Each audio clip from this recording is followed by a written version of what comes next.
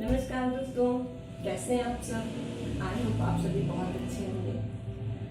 दोस्तों, जैसा कि हमने अपने लास्ट वीडियो में देखा था कि स्वास्थ्य क्या है, इम्यूनिटी क्या है, और स्वस्थ रहने के लिए, इम्यूनिटी बूस्ट करने के लिए हमने अपना डाइजेशन ठीक करना होगा। अपना स्वास्थ्य ठीक रखने के लिए हमें योग का और प्राकृतिक तरीके से अपने जीवन को आगे बढ़ाना होगा।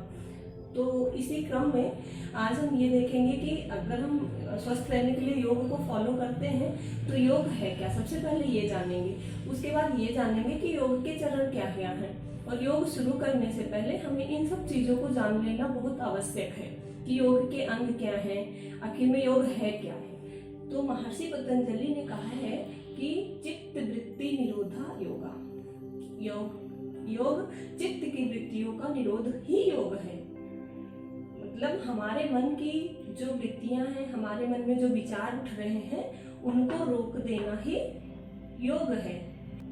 इसी तरह हमारे भगवद गीता में भी कहा गया है कि समत्वम योगी उच्यते, यानी कि हर परिस्थिति में समभाव रखना, चाहे वो दुख हो चाहे वो सुख हो, परिस्थितियां कैसी भी हो, हमें एक भाव रहना चाहिए। इसी तरह दोस्तों, योग एक संपूर्ण जीवन यापन की एक बहुत खूबसूरत तकनीक है जो हमारे ऋषि मुनियों के द्वारा हमें प्रदान की गई है। इसलिए हमें योग के हिसाब से अपनी लाइफ जीकर हम स्वस्थ रह। अब योग में अष्टांग योग का वर्णन हुआ है और उस अष्टांग योग को महर्षि पतंजलि ने 8 चरणों में बांटा है, जिसमें यम, नियम, आसन, प्राणायाम, प्रत्याहार, धारणा, ध्यान, समाधि है। कि योग करने से पहले, योग में आने से पहले अगर हम इन सब चीज़ों को जान लेंगे तो हम अपने मन को बहुत अच्छी तरीके से योग में लगा सकेंगे।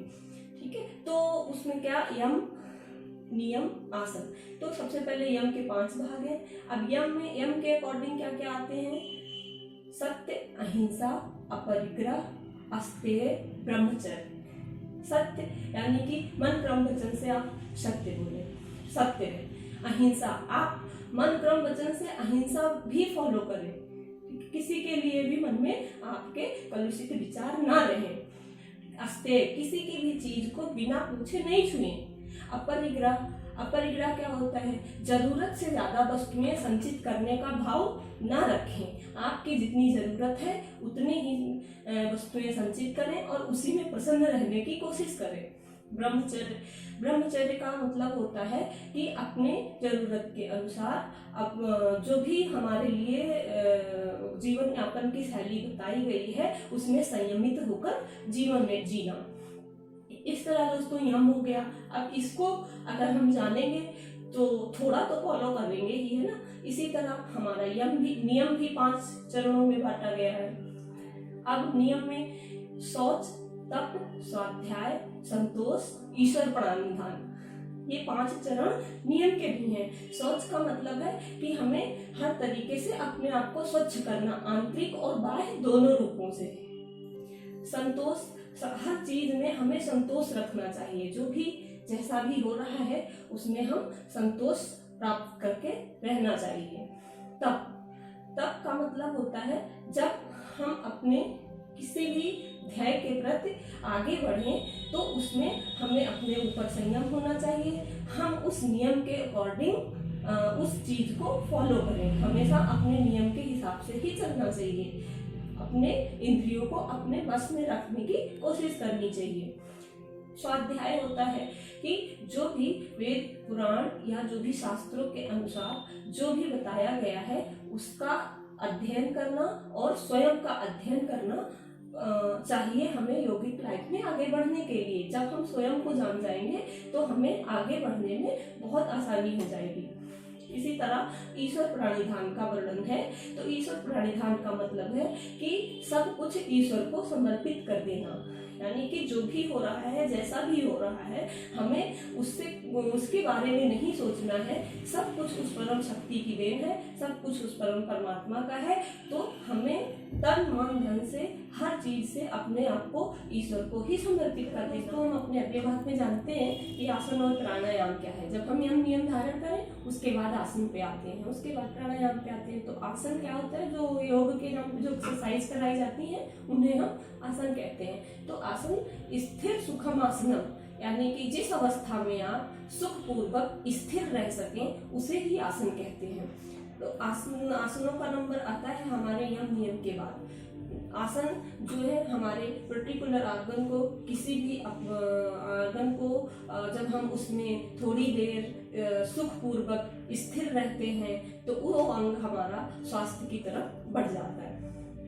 इस तरह प्राणायाम, उसके बाद प्राणायाम हमें करना चाहिए। अब प्राणायाम क्या है? प्राणों का आयाम ही प्राणायाम है, यानी कि जो भी हमारी सांसें हैं के अंदर 5 प्राण हैं, 5 उप प्राण हैं, जिससे हमारी वाइटल एनर्जी भी कहते हैं, जिससे हमारा संपूर्ण जीवन संचालित होता है। तो प्राणों को उसके आयाम में निर्धारित करना ही प्राणायाम है। जिस तरह हमारे प्राण चलते हैं उसी तरह हमारे मन चलता है। ये योग ग्रंथों में कहा गया है कि चले बातम चले चित्तम निश्चलम निश्चलम भवेत्। इस तरह जिस तरह हमारे प्राण चलते हैं शरीर के अंदर, उसी तरह हमारी मन स्थिति होती है। इस तरह हम अपने प्राणों को साध के, अपने प्राणों को पर्टिकुलर जगह पे रोक के जो प्राणायाम करते हैं, उससे हमारे मन की वृत्तियों को शांति मिलती है। हम अपनी मन की चित्त वृत्तियों को शांत कर सकते हैं और एक स्वस्थ मना स्थिति को प्राप्त होते हैं। इस तरह दोस्तों प्राणायाम होता है। अब इसके बाद नंबर आता है प्रत्याहार का। प्रत्याहार का मतलब होता है कि अपनी इंद्रियों को, जो हमारी 5 कर्म इंद्रियां और 5 ज्ञान इंद्रियां हैं, उन सभी को अंतर्मुखी करना, कि वो जो उनके जो संबंधित विषय हैं उन विषयों से बहिर्मुखी होने के बजाय उनको अंतर्मुखी बनाना है, उनको अंतर की तरफ मोड़ना है। तो ये हम आसन और प्राणायाम के द्वारा संपूर्णता कर पाते हैं। इस तरह कोशिश करने से कुछ ही दिनों में हमारा मन की जो चंचलता है, हमारा मन स्थिर होने लगता है और एक हम संपूर्ण स्वास्थ्य की तरफ आगे बढ़ सकते हैं। उसके बाद दोस्तों आता है धारणा और ध्यान समाधि। ये तीनों तो योग की उच्चतम स्थितियां हैं। तो अगर हम प्रत्याहार तक पहुंच जाते हैं, फिर धारणा और ध्यान समाधि एक उच्चतम स्थिति है। उसके लिए हम आपको अगले वीडियो में अपने बताएंगे। तब तक के लिए दोस्तों, आप योगिक जीवन जीने के लिए आगे तत्पर रहिए और आगे बढ़िए। स्वस्थ रहिए, मस्त रहिए, खुश रहिए। नमस्कार।